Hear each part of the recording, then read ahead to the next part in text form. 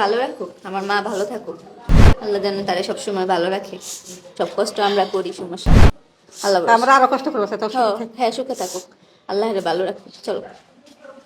এই যে যখন নাকি ছোট মেয়েটারে টাইনা নিয়ে হেসরে নিয়ে হিন্দা দিন হয়ে গেল গিরুগার মনে নাইকে নিয়ে গাড়িতে বললো কি মন ডাহাইতাম মা।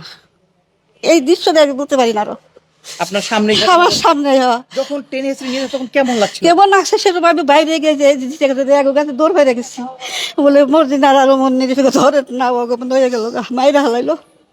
সেই যে আমি পড়ে গেছি কে, তারপর ওকে কাছে আসতে পারি না। আপনি বাধা দেওয়ার চেষ্টা করেন? বাধা দেওয়ার চেষ্টা করি না, কে বাধা দিলেও মানতো না। বাধা দিলে মানতো না, আমি দৌড়ে গেছি মানতো না।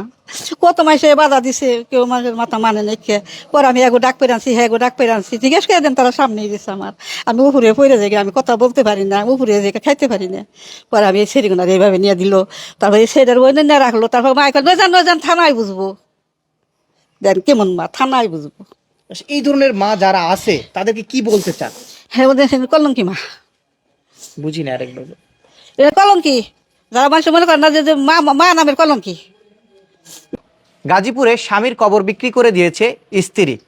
আজকে আমি সেই ঘটনাস্থলে এসেছি। যে আপনার সন্তান যে মারা গেল, হ্যাঁ, মারা যাওয়ার পর আপনার পুত্রবধূ এই যে বিয়ে করেছে, এটা আমরা শুনতে পাচ্ছি। আসলে এই বিয়ের বিষয়টা একটু যদি বলতেন। হ্যাঁ বিয়ে করছে, বিয়ে করছে, আমরা জানি না। আজকাল বিয়ে করছে, বিয়ে করে ঘরে গেছে, ঘরে গিয়ে পোলাহানে দেখছে, পোলাহানে দেখে রাগারাগি করছে, কষ্ট লাগছে পোলাহানের। পোলাহানে দেখে পোলাহানে নামাই দিছে।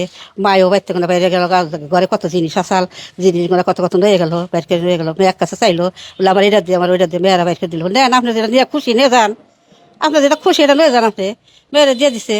পরে সেই মানুষ গিয়ে আবার এই যে জায়গা জমি ব্যস্ত আছে, আমার ছেলের কব্বরটা পর্যন্ত বেঁচে হালাইছে। আর মেয়ে টর্চার করতেছে, খুব টর্চার করতেছে। পুলিশ দিয়ে ধরে দিতেছে, হ্যাঁসরে ধরে না গাড়িতে তুলে দিতেছে। স্যার কি বলতে পারি না, বলার সরে পড়ে গেল আমার জন্য, হ্যাঁসরে ধরে দিল গাড়ি। যে আপনার সন্তানের কবর বিক্রি করে দিচ্ছে আপনার বৌমা, এই বিষয়টা আপনার কাছে কষ্ট লাগতেছে না? কষ্ট লাগতেছে, মানে ফাইটা গেছে আর কি।